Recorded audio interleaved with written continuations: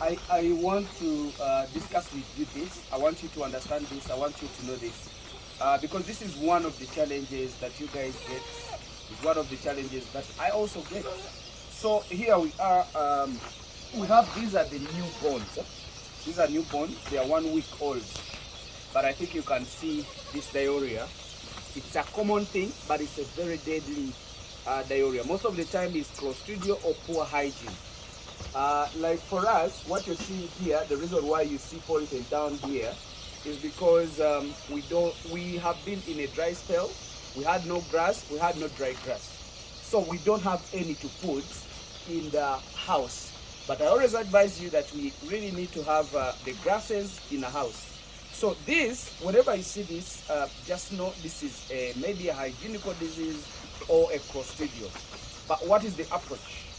What do we do for this kind of case? You know, you might use sulfur oral and it doesn't work out. You might use all the sulfate drugs and they don't work out. So for us, what we discovered, like in this case, this is a practical thing. It's not anywhere in the book. Me, what I do, I use gentamicin, 1 ml orally. It's injectable, but give it orally in the mouth, and then also give oxy 10% in the mouth. So if you repeat that, like for this goat, it can take like a meal of gentamicin in the mouth, and then a meal of oxy 10% in the mouth. The moment you do that for like 3 consecutive days, the response is definitely there. So that is what I use, because sometimes you use the injectable sulfurs, they don't work. Sometimes you use sulfur oral and it doesn't work. But when you use gentamicin and oxy 10%, it definitely works. This thing can kill goats. And remember, the moment you make a loss, it's really very dangerous. And for your information, it might not even take 2-3 days. It might get started to diarrhea today, then tomorrow, the other day, an animal dies. It might diarrhea today and then tomorrow it dies there and then. The drugs I was talking about, this is gentamicin, but there is more other gentas, you get?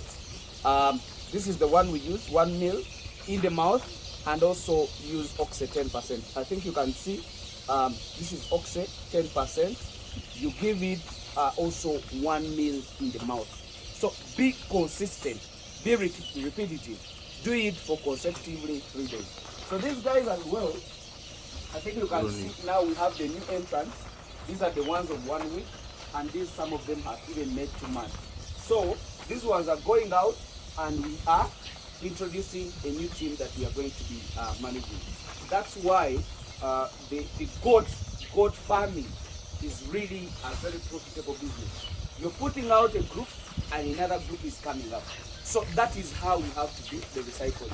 And that is controlled by natural synchronization. Natural synchronization, I've done it many times. I've explained it many times. So actually what I can only tell you, because some of you call me and you're asking things that I discussed many times ago. But what you do, just learn the keywords, but end with my name, Hamiisi. Whatever you type in YouTube, let's say, how do I start goat farming by Hamiisi? How do I do a goat's house by Hamiisi? How do I do feeding by Hamiisi?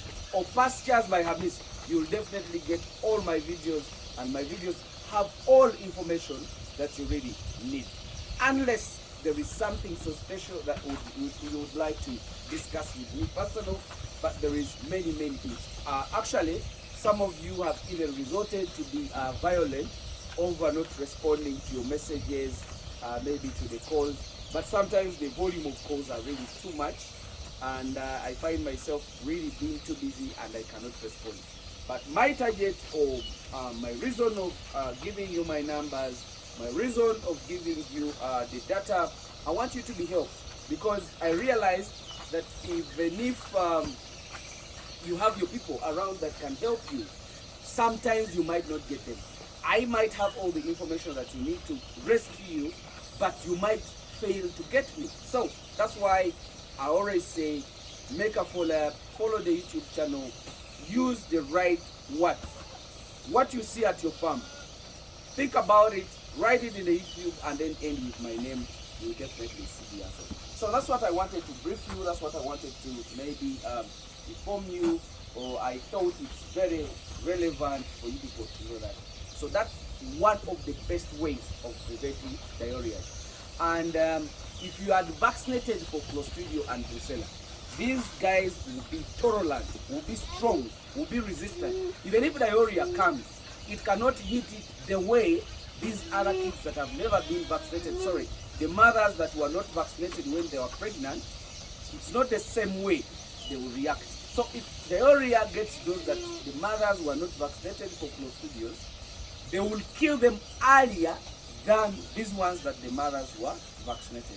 So my dear, I think that's what I had to give you this morning, and I think it can really be nice for you to understand, then approach your family. Let's push it, let's take it forward. Thank you very much.